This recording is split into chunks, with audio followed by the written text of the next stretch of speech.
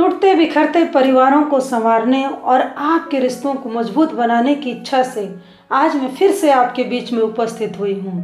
नमस्ते मित्रों, मैं आर्या गीता देवांगन। मित्रों, आज मैं आपके लिए एक ऐसा विषय लेकर के आई हूँ जिसके परिणाम को भुगतते तो सब हैं, लेकिन उसके मूल कारण को हम पकड़ नहीं पाते हैं। अगर आप उस कारण को और उसके उपायों को जानना चाहते हैं तो वीडियो में अंत तक बने रहिए। मित्रों, गृहस्थ आश्रम सभी आश्रमों का आधार कहा जाता है। यहीं पर ही आकर के सभी आश्रम के लोग सुखी होते हैं और सब आनंद को पाते हैं। तो गृहस्थ जीवन में हम कैसे व्यवहार करें, कैसे रहें, कैसे आपसी संबंध हो पति और पत्नी के, जिनसे गृहस्थ की जो गाड़ी है वो आसानी से चल सके।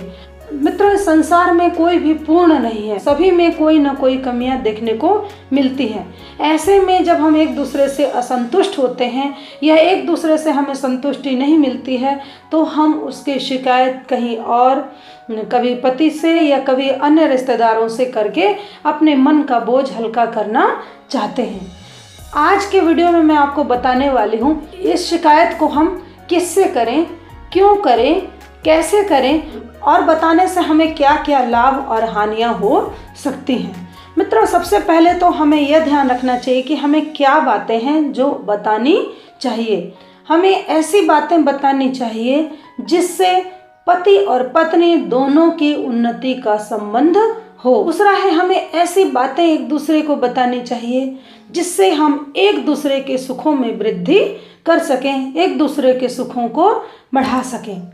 या फिर हमें ऐसी बातों की आपस में चर्चा करनी चाहिए जिसका भविष्य में अच्छा या बुरा कुछ बड़ा परिणाम होने की संभावना होती है। अब हमें यह ध्यान रखना चाहिए कि हमें किन बातों की चर्चा आपस में नहीं करनी चाहिए। सास, ससुर, ननंद, देवर आदि की व्यवहारिक कुछ त्रुटियां हों तो उसको अपने पति को बताने से बचना चाहिए।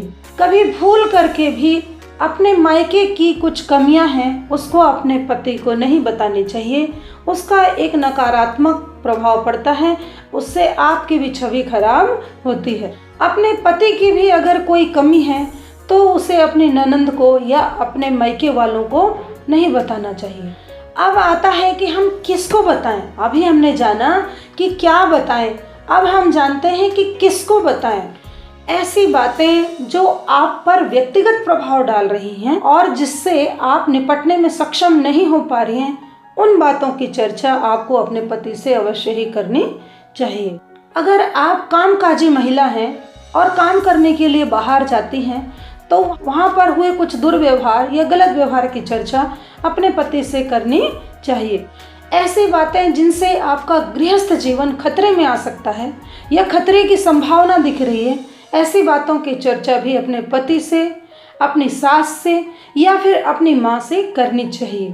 हाँ, लेकिन एक बात का अवश्य ध्यान रखना चाहिए, आप जो चर्चा कर रहे हैं, जो बातें बता रहे हैं, वह सुझाव की दृष्टि से हो, न कि शिकायत की दृष्टि से। अब हमें किस किस को बातें नहीं बतानी चाहिए।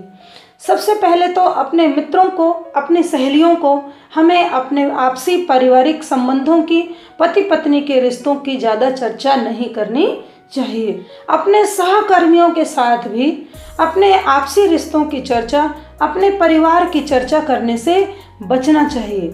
अपने रिश्तेदारों से भी, चाहे वो पति हो चाहे पत्नी हो, दोनों को अपने रिश्तेदारों से आपसी संबंधों की, पारिवारिक संबंधों की चर्चा करने से भी बचना चाहिए। कभी कभी ऐसा मौका भी आ जाता है, सहकर्मियों के साथ या सहेलियों के साथ बैठ करके जब हम चर्चा करते हैं तो सब अपना अपना कुछ बताते हैं, तो उस समय ऐसी स्थिति आ जाती है कि हमको भी कुछ न कुछ अपना बताना पड़ जाता है। तो अगर ऐसा बता रहे हैं उस समय या बताने की इच्छा हो रही है तो सकारात्मक पक्ष को ही वहाँ पर बताने की कोशिश करनी चाहिए। अब होता है कि अपनी शिकायतें, अपनी बातें या अपनी चर्चाएं हम कब करें, कैसे बताएं और कौन सा समय उसके लिए सबसे उपयुक्त रहता है। सबसे पहली बात, जब आपका पति ड्यूटी से या फिर बाहर काम से वापस घर पर आए, उस समय उससे किसी भी व्यवहार की चर्चा या घर परिवार की चर्चा या फिर आपके अपनी कुछ समस्या हो उसकी चर्चा करने से बचना चाहिए। पति जब खाली हो या कोई विशेष काम न कर रहा हो, उस समय अपनी ऐसी बातों को उनके समक्ष रखना चाहिए। लेकिन शिकायत की दृष्टि न हो, सुझाव की दृष्टि से रखें, तो मुझे ऐसा लगता है आपका पति भी उसको ज़रूर सुनेंगे। ठीक वैसे ही पति को अगर अपनी पत्नी से कोई चर्चा करनी है या कुछ बात बतानी है, तो उस समय तो बिल्कुल नहीं बताना चाहिए जिस समय उस पर काम का विशेष दबाव हो या फिर घर में मेहमान आए हों। ऐसा समय तलाश करना चाहिए जब पत्नी खाली बैठी हो या अपने कमरे में बैठे कुछ हल्का फुल्का काम कर रही हो। अब प्रश्न उठता है कि क्यों बताएं? कोई भी चर्चा करने से पहले, कोई भी शिकायत करने से पहले, कोई भी बात करने से पहले पति और पत्नी को यह जरूर सोचना चाहिए कि इस बात को बताने से दोनों का क्या लाभ होगा और क्या क्या नुकसान हो सकता है। क्या वह बात आप दोनों के सुखों को बढ़ाने वाली है? इस पर भी जरूर विचार करें। आप यह भी विचार करें कि इस बात से क्या आपके पारिवारिक संबंधों में मजबूती आएगी? क्या यह बात आप दोनों की उन्नति से संबंधित है या आप दोनों की सफलता से संबंधित है या आपकी भविष्य की योजनाओं से संबंधित है? तो आप आपस में चर्चा अवश्य ही करें। एक विशेष बिंदु जो पति और पत्नी ध्यान नहीं दे पाते हैं और उसका परिणाम भुगतते हैं, वह है पत्नी अपने पति को जब कोई बात बताना चाहती है तो उसका मात्र एक उद्देश्य होता है, अपना दिल का बोझ हल्का करना। ठीक इसके विपरीत जो पति होता है या जो लड़का होता है वो समझता है मेरी माँ ने या मेरी पत्नी ने जो बातें बताई हैं उनका उद्देश्य है मैं उस पर एक्शन लूँ, उसको क्रियान्वित करूँ। यह दृष्टि रखते हुए कभी कभी वो गलत निर्णय भी ले लेता है और इसका परिणाम कभी कभी पत्नी को या फिर कभी परिवारजनों को भी भुगतना पड़ता है।